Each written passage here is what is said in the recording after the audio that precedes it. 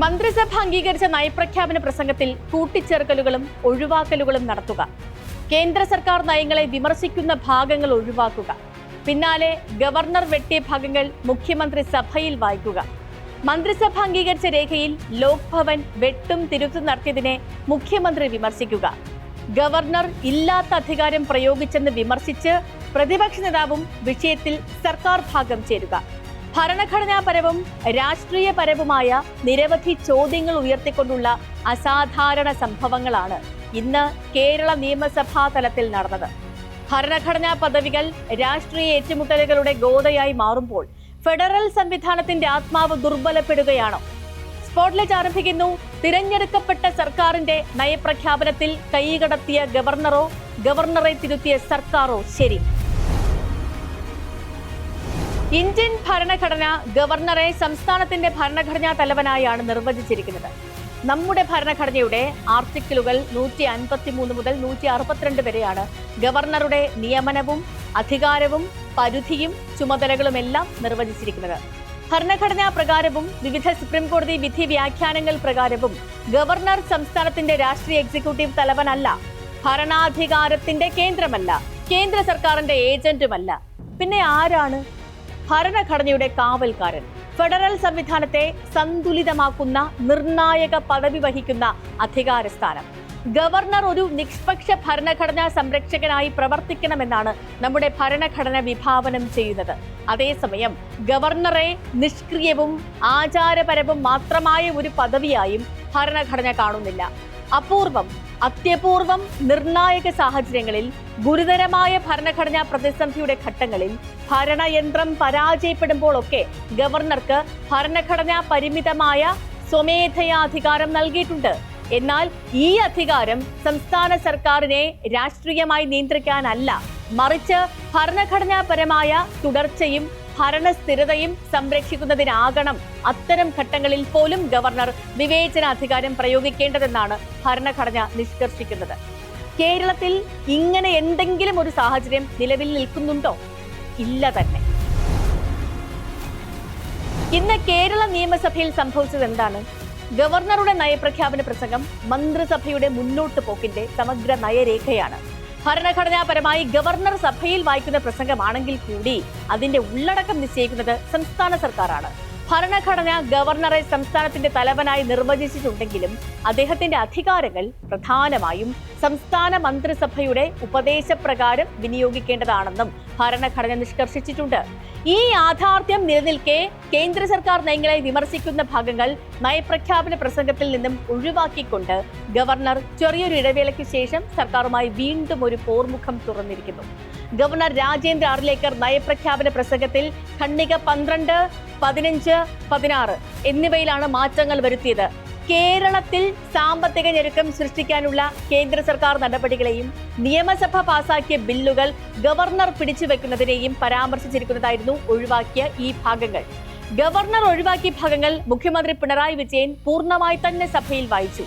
മന്ത്രിസഭ അംഗീകരിച്ച നയപ്രഖ്യാപന പ്രസംഗം അതേപടി നിലനിൽക്കുമെന്നും മുഖ്യമന്ത്രി പ്രഖ്യാപിച്ചു. ഇത് ആധികാരികമായ നയപ്രഖ്യാപന പ്രസംഗമായി അംഗീകരിക്കണമെന്നും സ്പീക്കറോട് മുഖ്യമന്ത്രി അഭ്യർത്ഥിച്ചിട്ടുണ്ട്.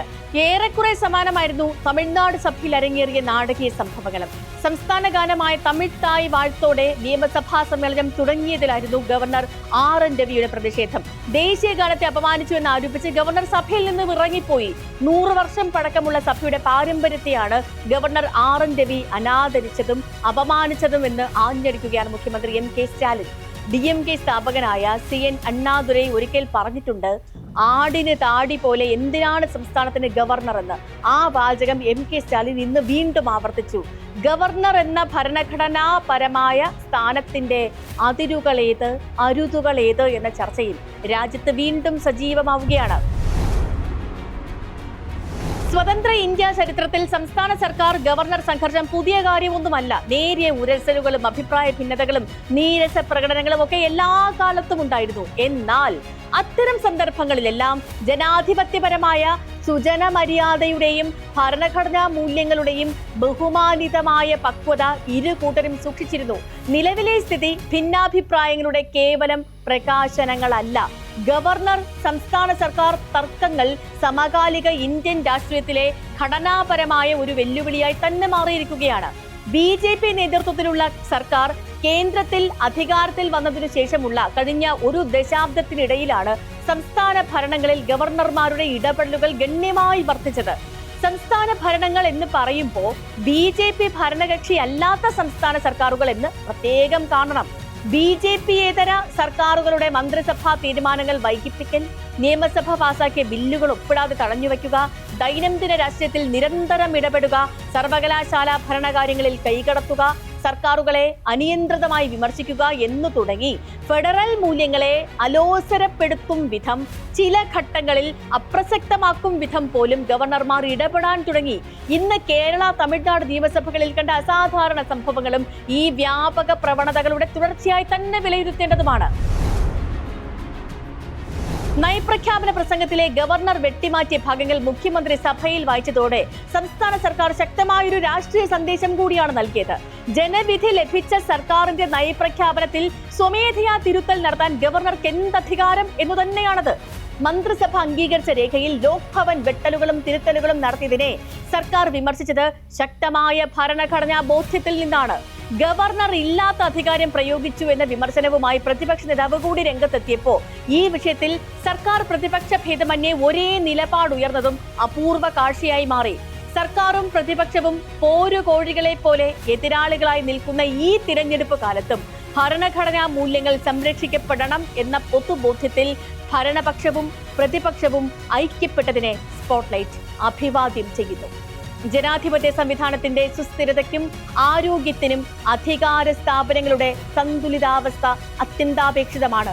ഭരണഘടനാ പദവികൾ രാഷ്ട്രീയ അധികാര താൻപോരിമ ഇളമൂപ്പ തർക്കങ്ങളുടെ വേദിയാകുമ്പോൾ അത് അവയുടെ വിശ്വാസ്യതയെ തന്നെ ബാധിക്കും. ഇന്ന് കേരള നിയമസഭയിൽ നടന്നത് വെറും നടപടിക്രമ തർക്കമല്ല, ജനാധിപത്യത്തിന്റെ അടിസ്ഥാന ഘടകങ്ങളെ കുറിച്ചുള്ള മുന്നറിയിപ്പാണ്. നയപ്രഖ്യാപന പ്രസംഗവുമായി ബന്ധപ്പെട്ട ഇന്നത്തെ സംഭവങ്ങൾ ഗവർണറുടെ പദവിയും അധികാര പരിധിയും സംബന്ധിച്ച വ്യക്തമായ അനിവാര്യതയാണെന്ന ഓർമ്മപ്പെടുത്തൽ കൂടിയാണ്. കേന്ദ്ര അധികാരവൽക്കരണത്തിന്റെ ഭാഗമായ ഒരു പ്രവണതയുടെ പ്രതിഫലനമായി തന്നെ നമ്മൾ ഇതിനെ കാണണം. തമിഴ്നാട്, പശ്ചിമ ബംഗാൾ, തെലുങ്കാന, പഞ്ചാബ് അടക്കം സംസ്ഥാനങ്ങളിൽ തിരഞ്ഞെടുക്കപ്പെട്ട സംസ്ഥാന സർക്കാരുകളുടെ അധികാരം ചുരുക്കാനും രാഷ്ട്രീയമായി എതിരാളികളായ ഭരണകൂടങ്ങളെ നിയന്ത്രിക്കാനും ശ്രമങ്ങൾ സമകാലിക ഇന്ത്യൻ രാഷ്ട്രീയം പലകുറി കണ്ടു. 2019-22 കാലത്ത് പശ്ചിമ ബംഗാൾ ഗവർണറായിരുന്ന ജഗ്ദീപ് ധൻഖർ അദ്ദേഹം നയപ്രഖ്യാപനത്തിലെ ചില വിമർശന ഭാഗങ്ങൾ ഒഴിവാക്കിയതായും ചില വാക്കുകൾക്ക് പ്രത്യേക ഊന്നൽ നൽകി വായിച്ചതുമൊക്കെ വലിയ വിവാദമായതാണ് അന്ന്.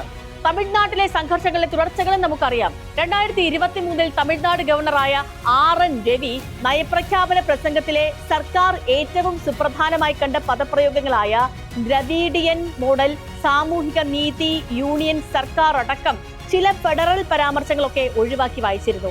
തൊട്ടടുത്ത വർഷം നയപ്രഖ്യാപന പ്രസംഗം പൂർണ്ണമായും വായിക്കാതെ ഗവർണർ രവി സഭ ബഹിഷ്കരിച്ചിറങ്ങിപ്പോയി. അന്ന് ഗവർണർ ഭരണഘടനാ തത്വം ലംഘിച്ചിരിക്കുന്നു എന്ന പ്രമേയം പാസാക്കിയാണ് തമിഴ്നാട് നിയമസഭ പ്രതിഷേധിച്ചത്. അതിനുശേഷമുള്ള ശ്രദ്ധേയമായ അതിശക്തമായ പ്രതിഷേധങ്ങളാണ് ഇന്ന് കേരള, തമിഴ്നാട് നിയമസഭകൾ കണ്ടത്. ഗവർണർ കേന്ദ്ര സർക്കാരിന്റെ പ്രതിനിധിയല്ല, സംസ്ഥാന ഭരണത്തിന്റെ ഉടമസ്ഥാവകാശിയുമല്ല, സംസ്ഥാനത്തിന്റെ ഭരണഘടനാപരമായ തലവനാണ്. ജനാധിപത്യവും ഫെഡറലിസവും നിലനിൽക്കണമെങ്കിൽ ഗവർണർ പദവി ഭരണഘടന നിർദ്ദേശിക്കുന്ന പരിധിയിൽ തന്നെ പ്രവർത്തിക്കണം. കേന്ദ്രത്തിൽ ഏത് സർക്കാർ അധികാരത്തിലായാലും സംസ്ഥാനങ്ങളുടെ സ്വയംഭരണാവകാശവും ജനവിധിയുടെ മൂല്യവും മാനിക്കപ്പെടണം. BJP സർക്കാർ അധികാരത്തിൽ വന്നതിനു ശേഷം വർദ്ധിച്ചുവെന്ന ആരോപണമുള്ള ഇത്തരം ഇടപെടലുകൾ ഭരണഘടനാ പരിഷ്കാരവും വ്യക്തമായ മാർഗനിർദ്ദേശങ്ങളും ആവശ്യപ്പെടുന്ന ഘട്ടത്തിലേക്കാണ് രാജ്യത്തെ എത്തിച്ചിരിക്കുന്നതെന്നും സ്പോട്ട്ലൈറ്റ് വിശ്വസിക്കുന്നു. സ്പോട്ട്ലൈറ്റിന്റെ മറ്റൊരു വിഷയമായി നാളെ വീണ്ടും ഇതേ സമയം.